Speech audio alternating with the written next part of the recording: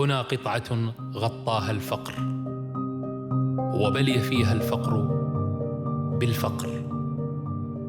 هنا ماتت كل الفروق في المال والجاه والقوة والطفولة، وضاقت كل جوانب الصبر، وبقيت الدمعة والحسرة والزفرة ومواساتهم لبعضهم البعض.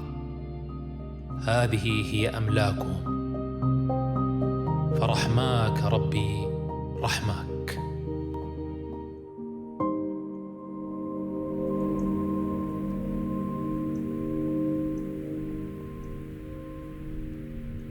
أنت العمران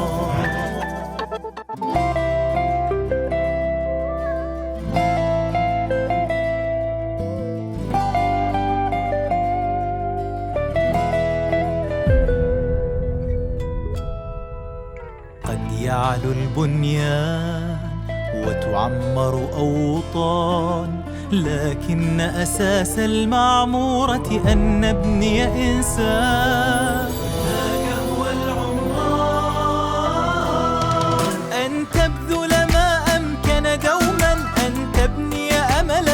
سلاما أن تنشر حبا إلهاما، ذاك هو العمران. هذا مفتاح الباب، هذا 48 بتاع الدار 48. الجماهير نتمنى أن نسمع صيحة جماهيرية عالية ما زال حتى الآن ضجيج المدرجات. قد ترحل يوما إلا بالشكر تزيد لنهنأ دوما، أنت المضمون لكونك والعنوان، أنت العمران.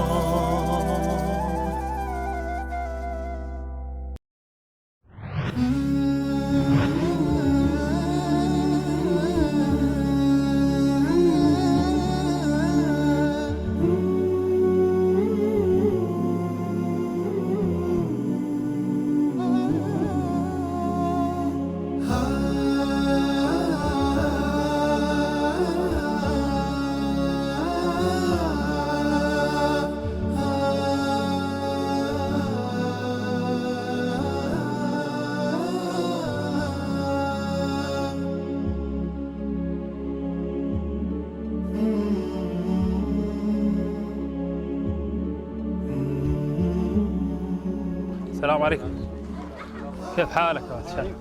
الله يعينك ان شاء الله. الله يعينكم. انتم كيف حالكم؟ ان شاء الله طيبين. كيف اخبارك؟ ان شاء الله طيب. الله يكرمك. كيف حالك؟ الله يعزكم ويسلمكم ان شاء الله. انتم من نهر البارد هنا؟ صحيح. ان شاء الله. لكم كم في هذه المنطقه؟ 15 سنه. 15 سنه؟ نعم. كم اسره موجوده هنا في المنطقه؟ 100 اسره. نعم. 100 أسرة لها 15 سنة. صحيح. 15 سنة نعم. في هذا الوضع. صحيح في هذا الوضع نعم. الوضع السيء. واللي جاي أسوأ علينا في فصل الشتاء هذا، مية المطر بتخش على بيوتنا، بتنام معانا، ومن فوق من الصفيح، بيوتنا من صفيح، بيوت عشوائية. يعني زي ما أنت شايف يعني. التجأنا إلها غصب يعني، مش قادرين نتأجر بيوت، ما فيش. من وين نجيب البيوت نستأجرها؟ فاضطرينا التجأنا. أراضي حكومية. يعني أغلبية الناس وضعها تعبان، يعني متر واحد ملك ما فيش إلا غير مكان ضلال. السلام عليكم. فالتجأنا لهذا المكان الحي النهر البارد، عملنا بيوت عشوائية اللي نعيش فيها من صفيح طبعا، وما شاء الله علينا في الشتاء ما شاء الله المية فوق رؤوسنا بتهيل. تعال تعال تعال تعال تفرج جوا. طلع برا، طلع برا وانا، طلع برا. على زبل. ايش اسماء؟ تفرج على الدار. مية المطر بتخش على بيتي جوا. هذا داركم؟ نعم هذا الدار. يعني لو فتحت على النت السنة اللي فاتت تلاقي المية كلها غرقانة الدار. يعني المية على هيك. انت الاسم الكريم؟ عبد الله زايد. الله يكرمك. الله يحفظك. نعم مكرم جمال الشوبة. يا عمي جمال. أنت العمران. كم عدد اللي يسكنوا في هذا المكان؟ 8 انفار، 8 اشخاص. هذا بنتي كمان. الله يحفظك. حياك الله. الله يحفظك ان شاء الله. هذا بيتي وهذا بيت ابني، هو وزوجته وابنه. 8 في هذا المكان. نعم 8 صحيح. انا يعني سبحان الله انا دون اروح النهر البارد، نروح النهر البارد. نعم. فقلت اجيها وادخلها عشوائيا. حياك الله. والله اهلا ادخلها وسهلا عشوائيا بك. والله. وننقل الصورة زي ما هي. الله يحييك، حياك الله. هذه غرفة فيها كم يعني؟ هذه ثلاث أشخاص بنام فيها. 3 أشخاص؟ نعم. وهذا المطبخ؟ هذا المطبخ صحيح. تعال خلينا نشوف. شوف تعال. غرفة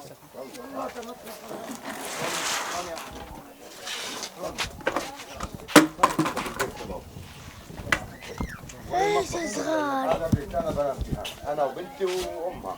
هذا بيتك؟ نعم.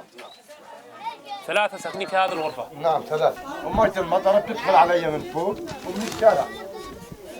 مية المطر مية تدخل علي ومن أسبس، أنا أسبس تعبان منتهي صلاحيته.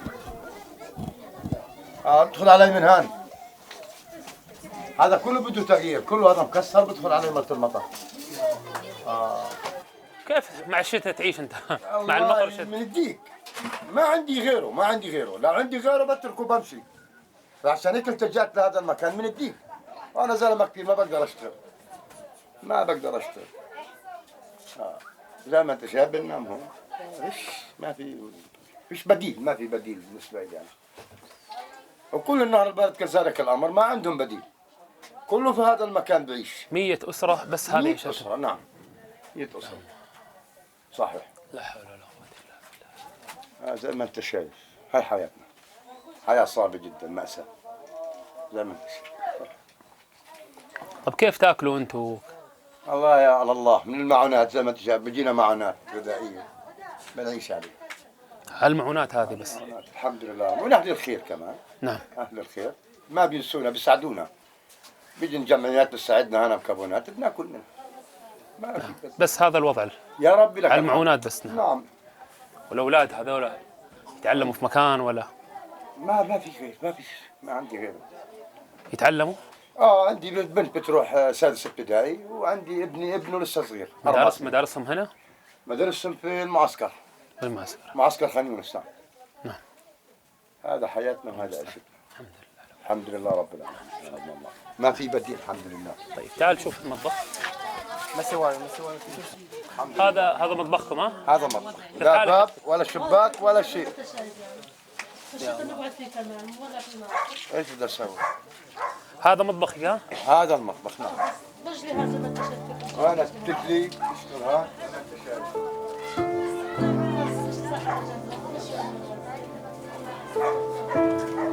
الحمد لله.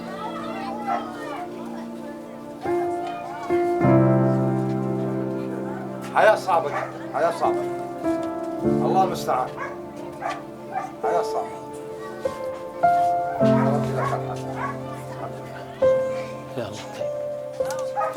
لا حول ولا قوة. طيب نمشي احنا نشوف بيوت ثانية. انا هي بيتي انا والله صعب بالمرة علي الضمان لا تخشوا لا تبكي علي. تعال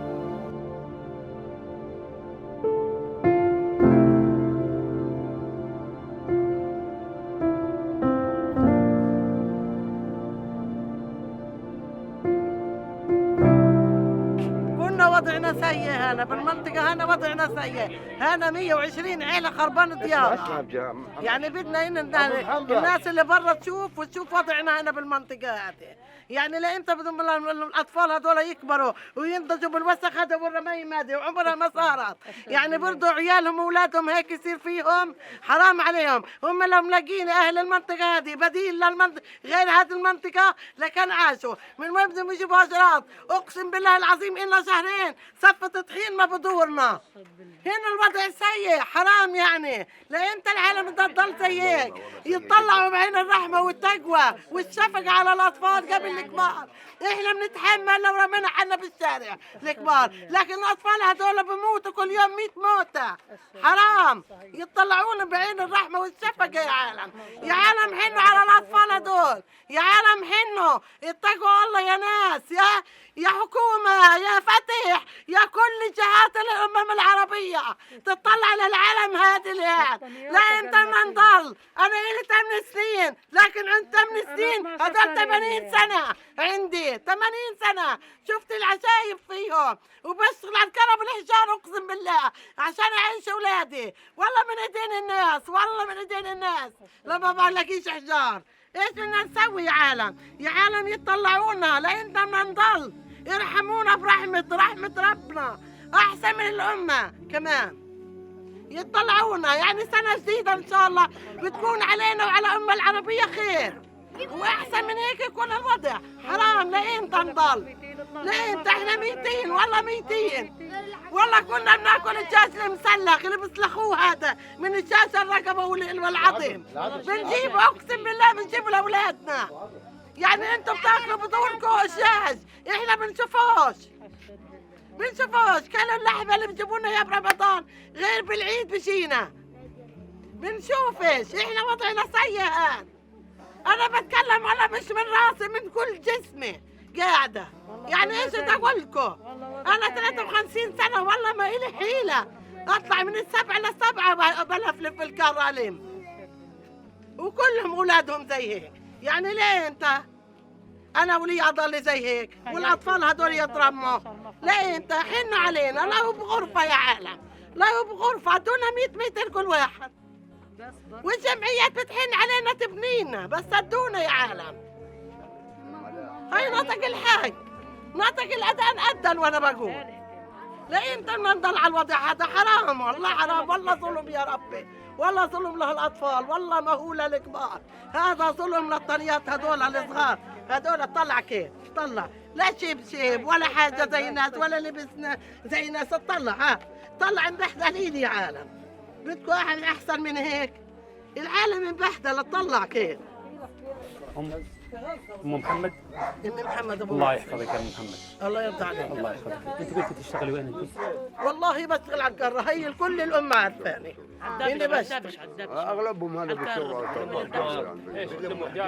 بليب بحجارة والله من الشوارع، والله من وين ما يطيح معايا بجيب. دار مهدومة من المزابل، من وين ما يجي. والله بكي الكيل الكولا إني بجمعهم 36 كيلة السطولة، 3 شيكل ببيعه الكيلو في اليوم. مش يا ريت باليوم. والله كل نتفة لما بلاقيها واحدة وبجمعهم. انتم بترضوا يا عالم نسوانكم زي هيك؟ بترضوا نسوانكم يكونوا زي هيك؟ حياتنا تعبانة، احنا حياتنا يا عمي تعبانة. احنا بدنا يا اخو نعيش لو 100 متر يا عمي، يدوناش 100، يدونا 70 متر كل واحد. احنا بنبني، بنتصرف، بنعمل حالنا واوضاع نخليهم يعيشوا وينضجوا الاطفال هدول. حرام والله يضلوا هيك، والله حرام. واولادنا اغلبهم في المستشفيات. يعني انا مريض ضيقه نفس، عندي ولد وبنت، الحجه برضه نفس الحاجه. يعني بتقدر تقول يمكن 65% كله بسبب هالسكنه، كله صار عنده ضيقه نفس. انا على الجهاز عايش. ساكنين حوالين الله يكرمك قمامه. هاي انا داري، هاي هذا بيت. والله طلع هذا بيت بالنسبه، هذا البيت فيه 12 واحد، كلهم في غرفه واحده. هي 12 واحد. هي يعني اقول لك الحيطان بشر عليهم المي، الارض بشر عليهم المي، كله. يعني انا اول امبارح نزلت حصوه، اول امبارح من الكلى، اول امبارح. انا ابني بطلت يعني احنا هنا بدناش لا اكل ولا شرب ولا بدنا حاجه. احنا بدنا اي مسؤول في العالم، اي رئيس في العالم يطلع للمنطقه اللي احنا فيها، وقلنا بسكنه غير هالسكنه هذه، حتى لو جنب سلك اليهود. المهم نخلص من قصه الربش هذا اللي خلانا كله مرض. اولادنا يا ريت احنا اليوم بجري في هذا، بكره جاري بجري في هذا، كله جراينا على المستشفيات. انا من ثاني يوم ما سكنت، بتلاقي الكل عنده مريض. في برضه أعمارنا تمضي ونحن محاصرون، لا شيء يكبر هاهنا إلا المنون، لا شيء يكبر هاهنا إلا المنون. نحيا هنا ونموت بلا دواء من أبسط الأشياء محرومون. هل يا ترى عن حالنا تدرون؟ هذه غرفة فيها كم يا حاج؟ 12 نفر، 12 شخص هنا. تعال شوف. هذيك لا شباك ولا باب ولا بلاط ولا اي حاجه. تعال شوف، بس جيب شوف 12 شخص وين عايشين. عمري 63 سنه. طولة العمر ان شاء الله. الله يحييك. يعني انا هذه الحيطان والله كلها بشر علي ميه وانا نايم هنا. يعني مش حياه، لكن ايش الواحد بده يسوي؟ 12 شخص في هذه المساحه يا عم؟ والله 12. يا الله والله 12 واحد.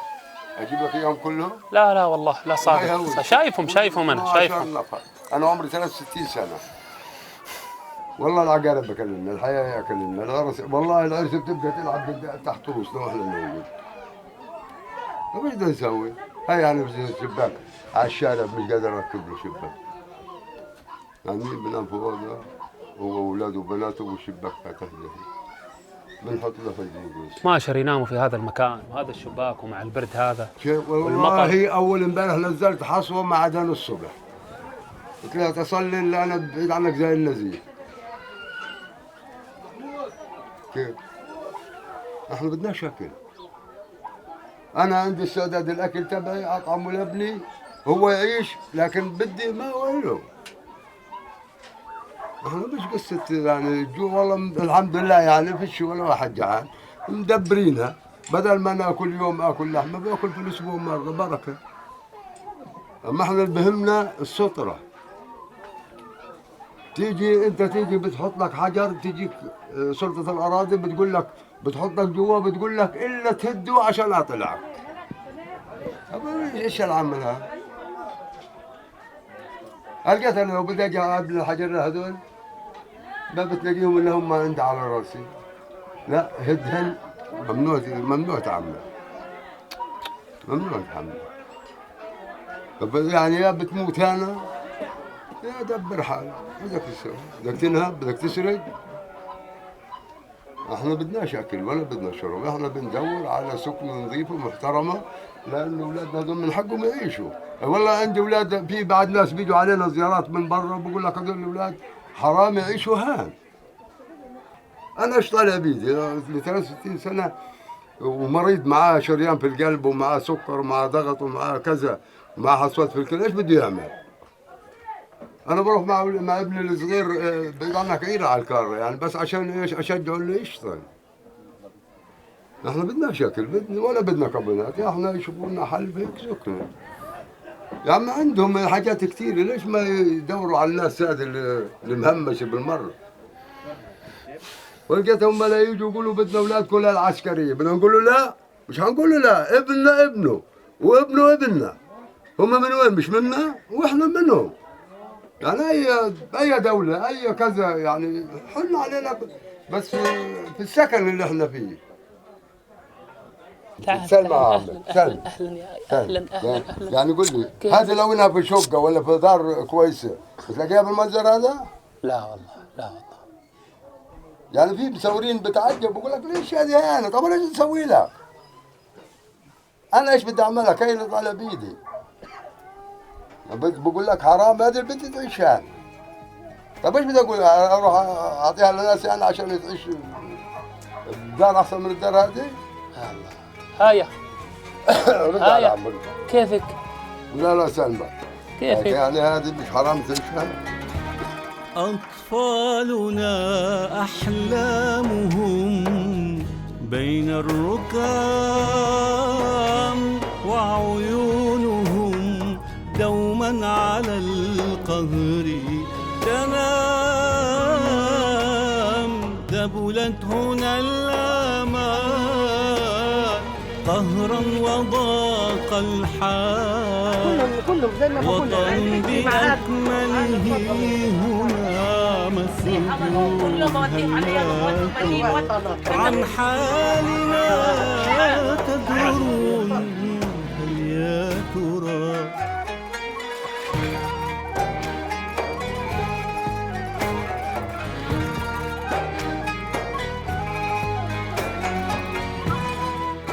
سنة والله لنا سنين احنا ساكنين فيه. انا خليها على الله والله. الاولاد هيك انتفعوا عندهم مرشحين ومفلوزين وحالهم حال.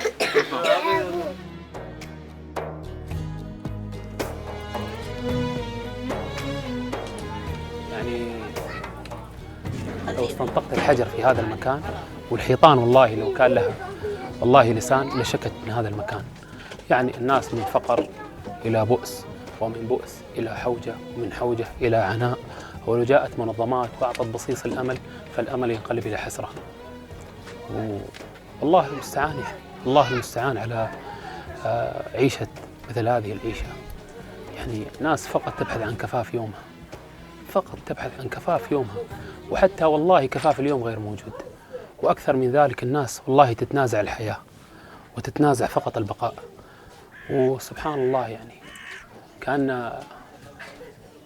يعني معاني الفقر كلها كست هذه المنطقة، كل معاني الفقر وكل معاني الحوجة كأنها كست هذه المنطقة وكست هؤلاء الناس.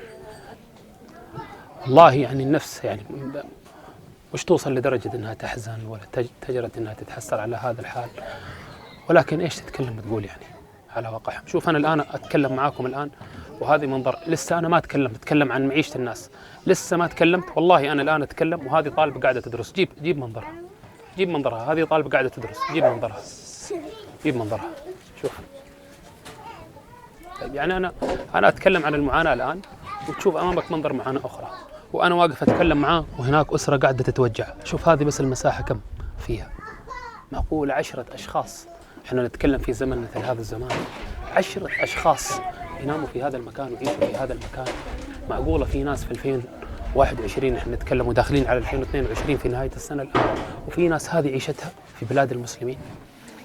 أسألكم بالله، والبرنامج هذا الآن يمكن يعرض في رمضان والناس قد تكون الحمد لله في خير من الله سبحانه وتعالى، كيف هؤلاء يعيشوا؟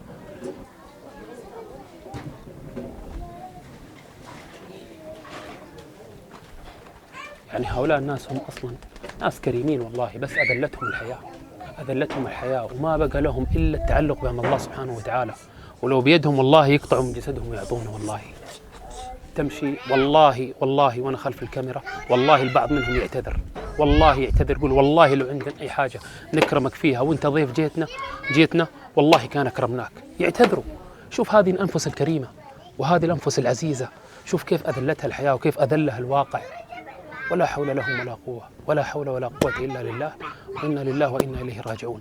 إحنا بس تكلمنا عن العيشة، ما تكلمنا عن مستقبل أبنائهم، ما تكلمنا عن المدارس، ما تكلمنا عن مهنهم. يعني الله المستعان عليهم.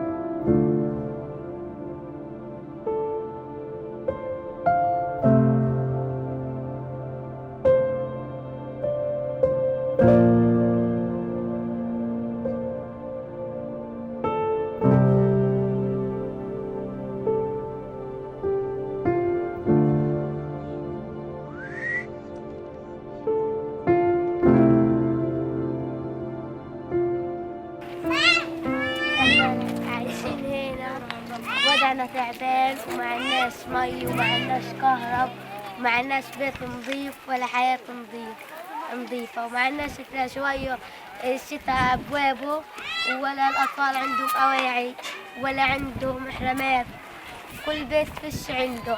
كيف الأطفال عايشين هنا؟ أنتم كأطفال كيف عايشين في المنطقة؟ عايشين زي الميتين احنا، ولا عنا حياة زي الخالق، ولا عنا بيت زي الخالق، ولا عنا حتى أواعي زي الخالق. بنطلع ونروح أماكن تانية، الأطفال كأنهم عايشين حياتهم يعني زي كيف الوضع هنا تعبان، ولا في عنا منتزه عشان نلعب، عنا بس مكب زبالة، عنا عقارب، عنا همان. حتى هنا الوضع تعبان، بنروح نطلع على المزبلة يا من يكبوا بندرة بنروح نلم. أنت تلموا في المزبلة؟ كلكم تلموا أطفال المنطقة؟ كلنا حتى كلنا بنلم من المزبلة يا من يروح يكبوا كمان. لو احنا عندنا دار نظيفة لكن بنروحش نحتاج المزبلة ولا نحتاج حد. كم أنتم في البيت؟ 5 بنات و3 أولاد. 5 بنات و3. 8. نفس هذا البيوت ها؟ هكواك بيت نغار. طيب هذا بيتكم ها؟ نعم. طيب وأنت تدرسي؟ بدرس. كل أبناء المنطقة يدرسوا؟ بدرسوا بس المدارس بعيدة، بدها ساعة ساعتين. كيف تروح المدرسة؟ كيف تروح؟ على رجلينا بنروح مشي. وصلتي صف كم أنت؟ سنة كم أنت؟ سابع. سابعة. طب عايز اشوف في البيت كيف تدرسين انت. تعال تفضل. انتوا تروحوا الان قلتي مكب الزبالة. بالليل. وين مكب الزبالة؟ هاي المكب، شايفين كيف؟ هاي هذا مكب النفايات. هذا المكب. يا الله. لا. كل يوم كل دار لازم كمان يمن يولعوا كمان المزبلة، يمن بيجوا يكبوا كمان عجول وحمير وبقر، يمن يكبوا عجول وحمير وبقر. في منهم من نفس المنطقة كمان أولادهم بروحوا على المستشفيات من هذا المكب. هذا المكب مضرر كل الناس. بكبوا بقر الله يعزك، بكبوا حمير، بكبوا حاجات ميتة، الريحة بتطلع، وكمان بيحرقوا المزبلة. الناس بروحوا ياخذوا أولادهم بس على المستشفيات من هذا المكان. الأطفال بس نفسهم بس يعيشوا عيش حلو، ما عندهم مش أواعي، ما عندهم مش فراش، الناس ما عندهم مش بطاطين. هيدي حتى الوضع تعبان، وهي عدها وصلتنا كمان المزبلة، لكن الحين راح كل المنطقة. انتوا هذا بيتكم؟ احنا هذا بيتنا، كل بيت هذا مكب، هذا المكب. هذا المكان. انتوا اقرب بيت للمكب. تعال شوف هذا البيت، وشوف هي تتكلم على بيتهم، هذا بيتهم، هذا مكب الزبالة. الله يكرمكم يا وجلكم الله. عشان اللون. أيوه. بشر عايشين في هذا المكان. كل بيت فيه يمكن 10 12 زي هيك. هي احنا 10 انفار، غيرنا في 12 نفر، غيرنا 13 زي هيك يعني. كيف بدهم ياكلوا اولادهم؟ هم ما فيش عندهم ولا اكل ولا شرب. بروحوا يكبوا حبه بندوره، بروحوا نلمها بس من هنا؟ بس من الزباله. تعال من وين تعال؟ احنا بنطلع فوق، وهي بيتنا زي ما انتم شايفين كده. انتوا الحين ما تخشوا فيش خزانات عندنا، فيش فراش، فيش ولا حاجه. هذا الان بيت برضه جيرانكم؟ جيراننا هذول جيراننا، كلنا جيران مع بعض. الوضع هنا تحت الصفر. هذيك المرة قرصتنا العقربة برجلي وصرضت. السلام عليكم، كيف حالك؟ إن شاء الله طيبة؟ كيف أخبارك يا أختي؟ إن شاء الله طيبين. ساكنين هنا أنتوا؟ في الزنكو هذا؟ عريشة زين معنا. كم أنتوا؟ ولد وبنت وأنا وجوزي. 3. هذا بنتكم تفضل. فيش ساقين بس وطن بأكمله هنا مسجون، هل يا ترى عن حالنا تدرون؟ هل يا ترى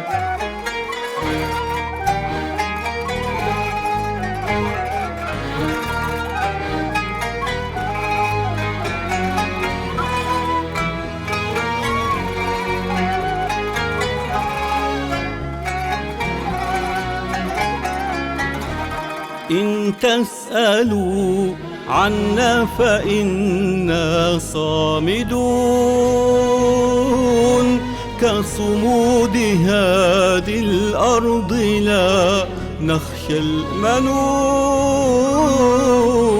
بقلوبنا الإيمان وحسيبنا الرحمن، هو غوثنا وملاذنا والعون. هل يا ترى عن حالنا تدرون؟ هل يا ترى